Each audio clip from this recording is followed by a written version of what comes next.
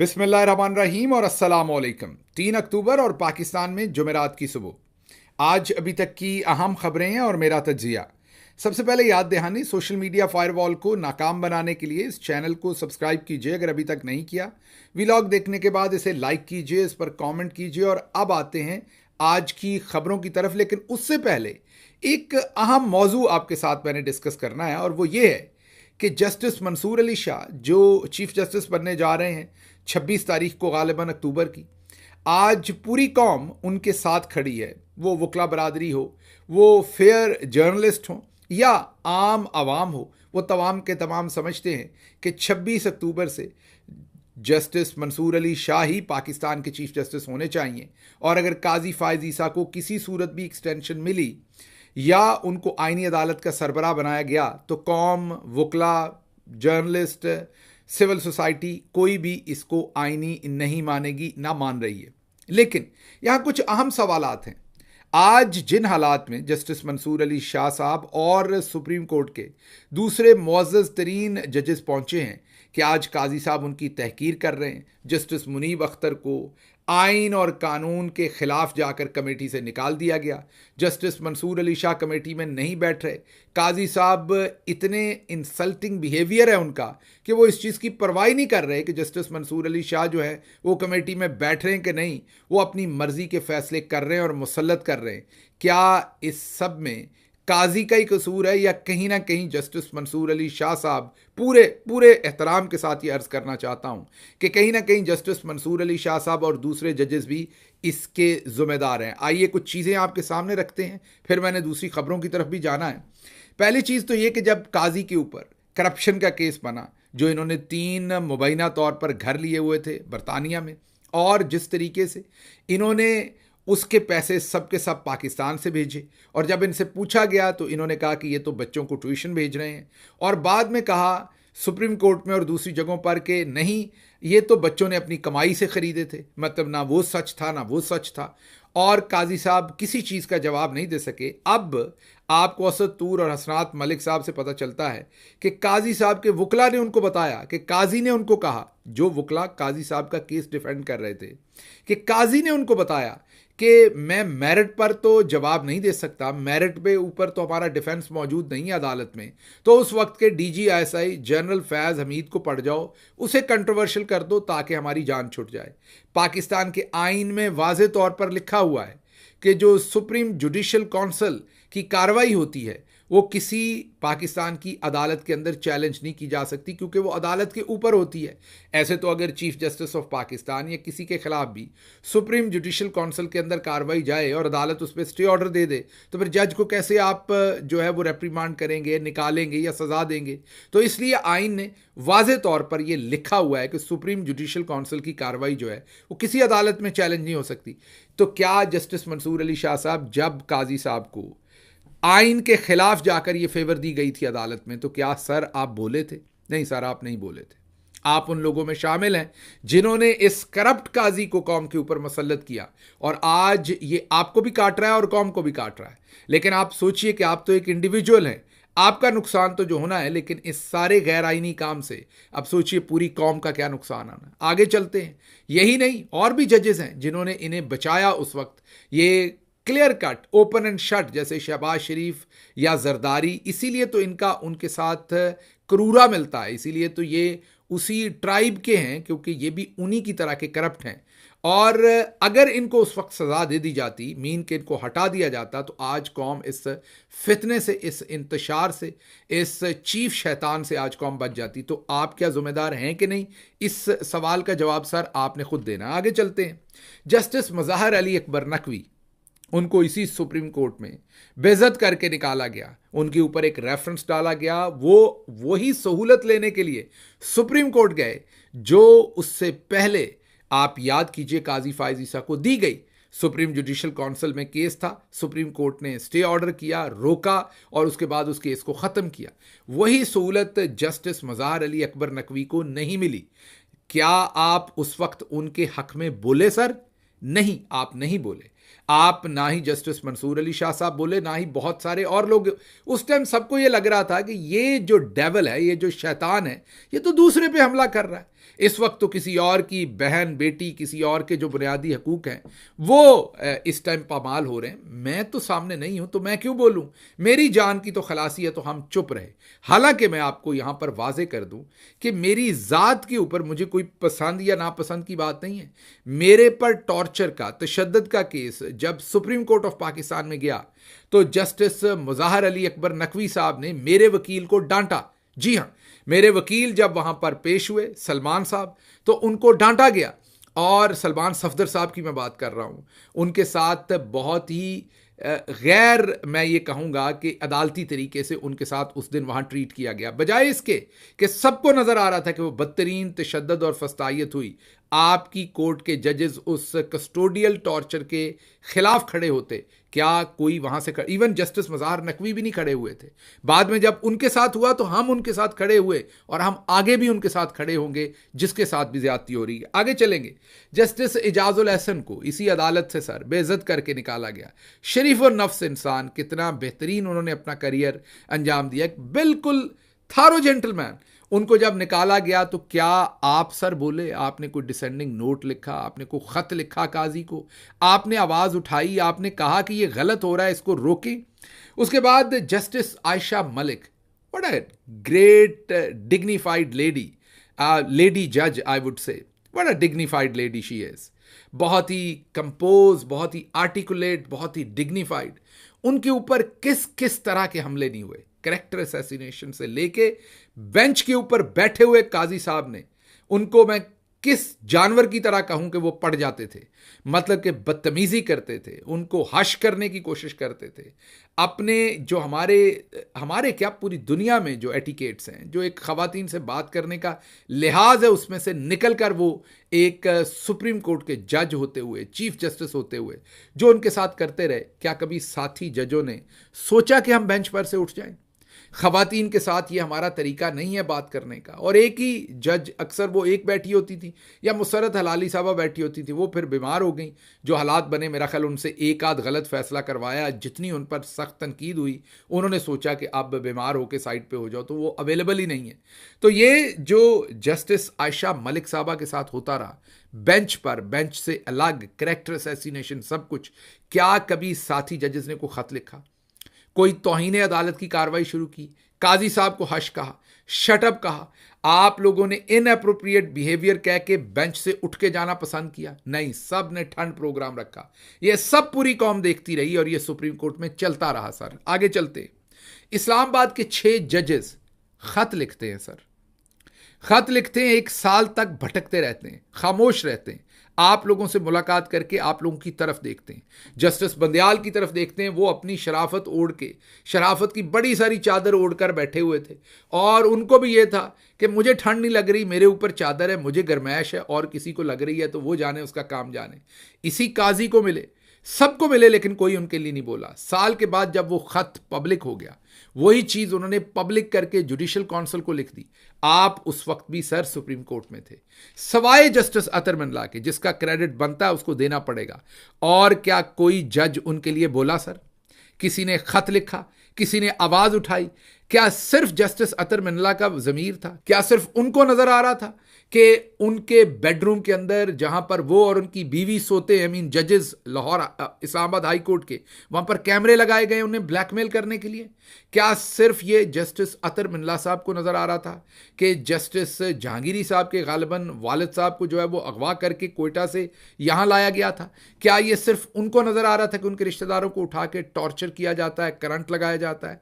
क्या ये जो जस्टिस मोहसन अख्तर कियानी साहब के साथ हुआ, दूसरे इस्लामाबाद हाई कोर्ट के जजेस के साथ हुआ, ये सिर्फ जस्टिस अतर मिनला को नजर आ रहा था? आपको नजर नहीं आ रहा था सर? ये आपका काम नहीं था उस वक्त बोलना, आपका काम नहीं था आवाज उठाना उस वक्त? क्या आप इंतजार कर रहे थे कि ये शैतान का हाथ आपके गिरेबान तक पहुंचे तो आप बोलेंगे? आगे चलते हैं सर, यहां पर नहीं, अगवा टार्चर इसको छोड़ दे। जस्टिस बाबर सत्तार के साथ जो कुछ हुआ, जिस तरीके से उनकी फैमिली के कागजात लीक किए गए, सिक्योरिटी लीक की गई, उनके ऊपर तौहीन अमेज जिस तरीके से कैंपेन चलाई गई, उनकी असैसिनेशन की गई, क्या कोई बोला?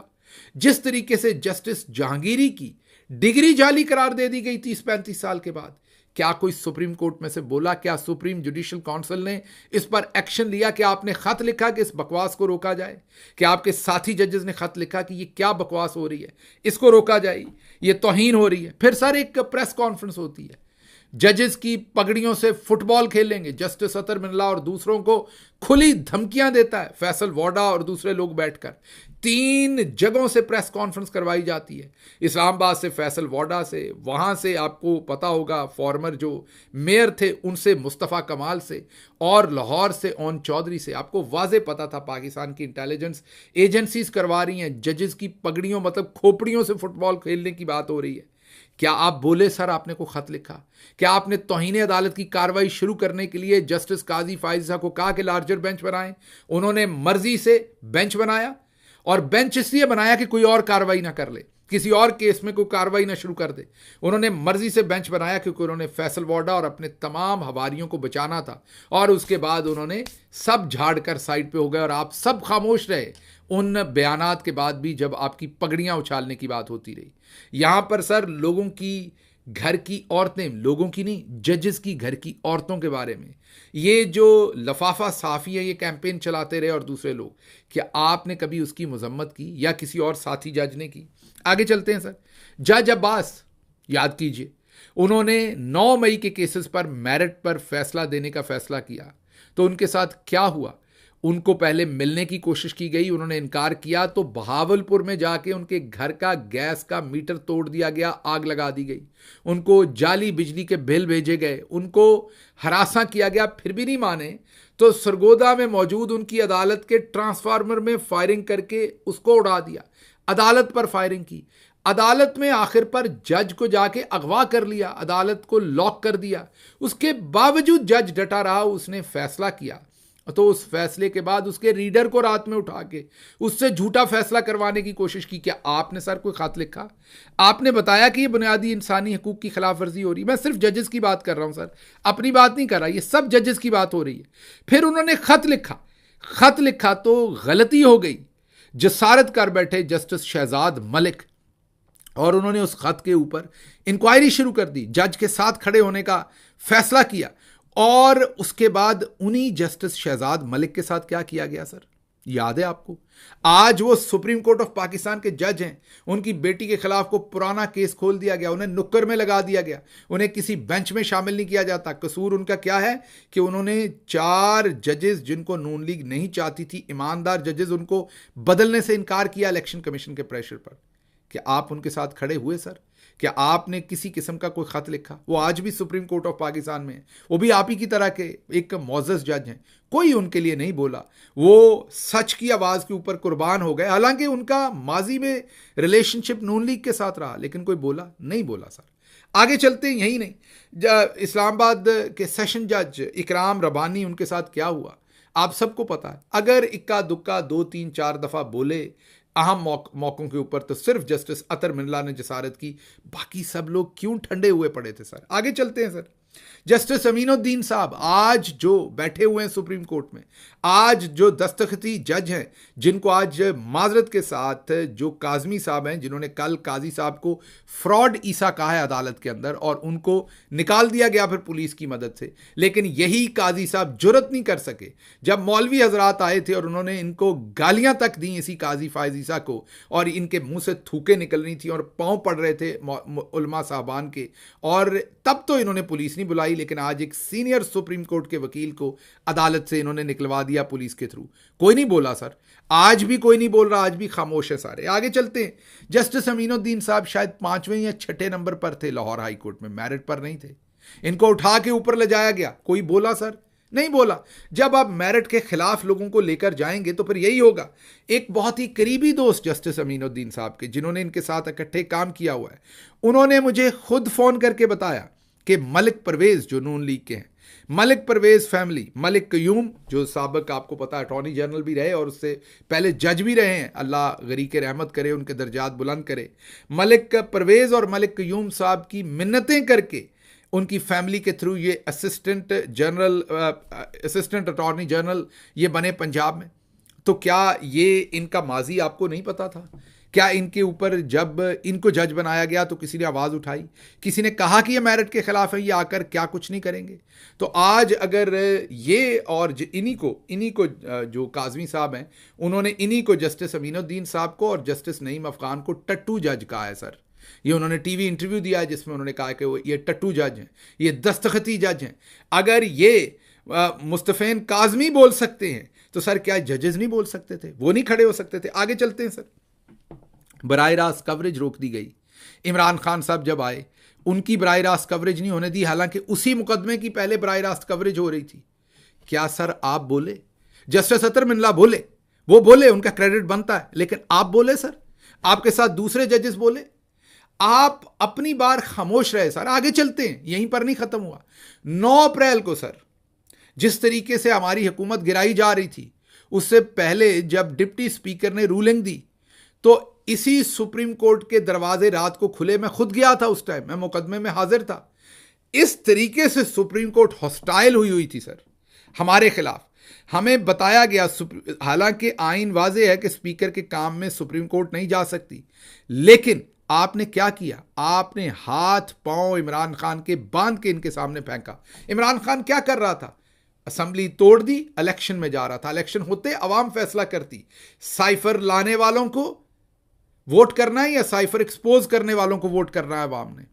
ये गधे और घोड़े बेचने और खरीदने वालों को वोट करना है या इमरान खान को वोट करना है? अवाम को फैसला करने देते। लेकिन आप लोगों ने ना सिर्फ इंटरफेयर किया सर, आप भी तब सुप्रीम कोर्ट में बैठे हुए थे, आप लोगों ने इमरान खान के हाथ पांव बांध कर, आपने इवन टाइम, वक्त, आपने तमाम स्केड्यूल बना के दिया, इस वक्त इस तरह से वोटिंग होगी, ऐसे। बस आपने शहबाज शरीफ के नोटिफिकेशन का ही, वहां से नोटिफिकेशन नहीं निकाला सुप्रीम कोर्ट से, ये मेहरबानी कर दी, बाकी आपने सारा इंतजाम पूरा करके दिया। लेकिन आज आपने मिड जुलाई का मखसूस नशिस्तों का फैसला किया हुआ है। आज का जो स्पीकर अयाज सादिक है, वो रूलिंग दे रहा है, जूते की नोक पर आपके फैसले को रख रहा है सर। कोई बोला? आज को एक्शन लिया? आज तो वो स्पीकर खुलेआम मखसूस नशिस्तों के फैसले की तौहीन कर रहा है। इलेक्शन कमीशन उस फैसले की तौहीन कर रहा है। फिर सर 90 दिन में इलेक्शन होने थे, आपके और आपके साथी जजेस ने, उसमें और भी बहुत सारे जजेस शामिल हैं, आप सब ने सहूलतकारी उस वक्त कर दी सर, माजरत के साथ, पूरे एहतराम के साथ। 90 दिन से 1 मिनट भी इलेक्शन आगे नहीं हो सकते थे। आपने काजी को मजबूत किया, आपने इन तमाम शैतानों को मजबूत किया 90 दिन में इलेक्शन ना करवा के। कोई बोला उस वक्त सर? उस वक्त पता नहीं कौन कौन सी तावीलें दी जा रही थी। यहां तक पूछा जा रहा था कि क्या कोई असेंबली अपने आप को तोड़ भी सकती है? क्या ये आइन में अगर है तो ये तोड़ने देनी है कि नहीं तोड़? मीन आइन की अपनी अपनी तावीलें निकाली जा रही थी सर, क्योंकि उस वक्त तक लग रहा था कि ये हाथ हमारे गिरेबान को नहीं आने, ये दूसरों को आने, ये आग है, ये किसी और का घर जलाएगी, इसने मुझे थोड़ी जलाना है। आज ये आपको जला रही है सर, आज आप मुसीबत में पड़े हुए हैं। बहरहाल इसका हल भी है और भी बहुत कुछ है जो मैं सामने रख सकता हूं। जैसे रात को अदालतें खुलवाई गई, जैसे फ्री एंड फेयर इलेक्शन आपके सामने ना हो सका, लूटा गया, इलेक्शन कमीशन ने पूरी बदतमीजी की, किसी ने सुप्रीम कोर्ट में से आवाज़ उस पर नहीं उठाई।